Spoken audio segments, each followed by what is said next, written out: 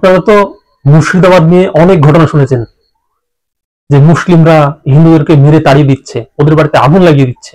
এরকম ঘটনা আপনি অনেক দেখছেন, অনেক নিউজে, অনেক রিপোর্টে দেখছেন, অনেক ফেসবুক, ইনস্টাগ্রাম যেখানে পাচ্ছেন দেখছেন। এবার আপনাকে একটা পেপার কাটিং দেখাচ্ছি, একটা নিউজ পেপারে পেপার কাটিং, সেটা দেখুন। 1 নম্বর বলছে, আমাদের এলাকায় কোনো প্রভাব ফেলতে দেয়নি মুসলমানরা, উল্টে তারা গ্রাম আগলে রেখেছে। তাহলে ভাবুন, একটা মেয়ে স্টেটমেন্ট দিচ্ছে যে মুসলমানরা তাদের গ্রামে, মানে ওদের গ্রামে কোনো প্রভাব ফেলতে দেয়নি, বলছে ওরাই গ্রামটাকে আগলে রেখেছে কোনো বিপদ থেকে।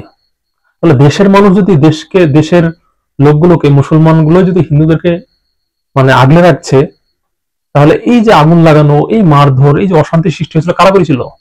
একটু ভাবুন তো। আরেকটা শুনুন, তারপর শুনুন, দেখুন। সেদিন রাতে আচমকা বিএসএফ এর গাড়ি এসে আগুন লাগিয়ে চলে যায়, টাকা পয়সা সব পুড়ে ছাই হয়ে যায়।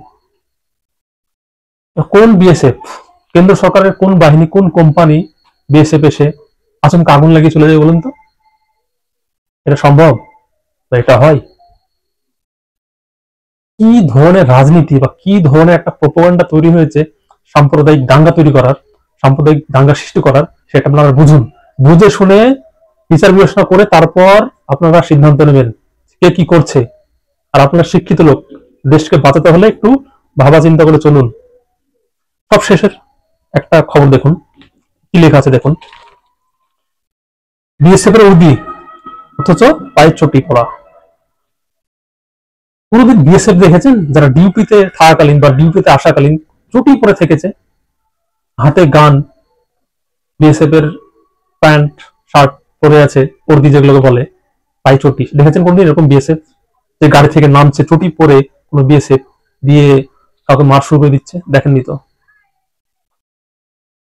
এটা বলতে পারছি না এটা কি কোনো গোষ্ঠী, কোন রাজনৈতিক দল এরকম একটা প্রোপাগান্ডা তৈরি করেছে কিনা, কিন্তু এটা আপনারা এখান থেকে নিশ্চিত অবশ্য হতে পারছেন যে আপনারা শুনছেন মুসলমানরা হিন্দুদেরকে তাড়িয়ে দিচ্ছে, ওরা থাকতে দিচ্ছে না, বাড়িতে আগুন লাগিয়ে দিচ্ছে, সব ভুয়ো ঘটনা এগুলো। বাইরে থেকে একদল, সে রাজনৈতিক ভাবে পাঠিয়ে হোক বা অন্য কোনো ব্যাপার হোক, বাইরে থেকে লোক এসে এই অশান্তি সৃষ্টি করেছে যেন একটা সাম্প্রদায়িক দাঙ্গা তৈরি করতে পারে। কিন্তু আমাদের রিপোর্টাররা আছে, আমাদের নিউজ চ্যানেলগুলো আছে, তারা তো এসব দেখার টাইম নেই। যা পাচ্ছে ওদের মতো বলছে, হ্যাঁ মুসলিমরা তাড়িয়ে দিচ্ছে, হিন্দুদেরকে থাকতে দিচ্ছে না, এদের বাচ্চাদের মারছে, মুর্শিদাবাদ থেকে মালদায় চলে যাচ্ছে লোকজন, গ্রামের লোকজন থাকতে পারছে না, তারা থাকতে দিচ্ছে না। তারা দেখুন, নিউজ চ্যানেলগুলোকে ধরে ওদেরকে ধরাকে পেটানো উচিত। তারা না স্পটে গিয়েছে, যাহা শুনছে দূর থেকে শুনছে, একটা কল্পনা তৈরি করছে, কল্পনা তৈরি করে খবর টিভির সামনে এসে বলে দিচ্ছে, হয়ে যাচ্ছে। কিন্তু এই মানুষজন কি ভাবছে?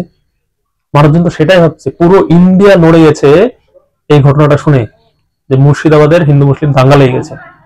কিন্তু এটা দেখছেন তো কি হচ্ছে, দেশের মানুষ কেউ কিছু করেনি, বাইরে থেকে লোকজন এসেছে অশান্তি সৃষ্টি করেছে। মুর্শিদাবাদ কোন সাম্প্রদায়িক দাঙ্গা করছে না, বাইরে থেকে কিছু দল এসে অশান্তি সৃষ্টি করার চেষ্টা করেছে। আপনারা আতঙ্কিত হবেন না, আমরা মুর্শিদাবাদের লোকজন একত্রিত হয়ে আছি, একসঙ্গে থাকবো, আমাদের সারা জীবন একসঙ্গে এইভাবে চলবো। কিন্তু আপনারা একটু ভেবেচিন্তে দেখুন দেশটার কি হাল হয়। দেশের দায়িত্ব ভালো মানুষকে দিন, নাহলে দেশ বাঁচবে না, আপনারা খেতে পাবেন না। সাম্প্রদায়িক করতে করতে করতে সব মরবেন, দেশে খেতে পাবেন না, না চাকরি পাবেন, না উন্নয়ন পাবেন, না কিছু পাবেন। পুরো ভারতটাকে শেষ হয়ে যাবে। ধন্যবাদ।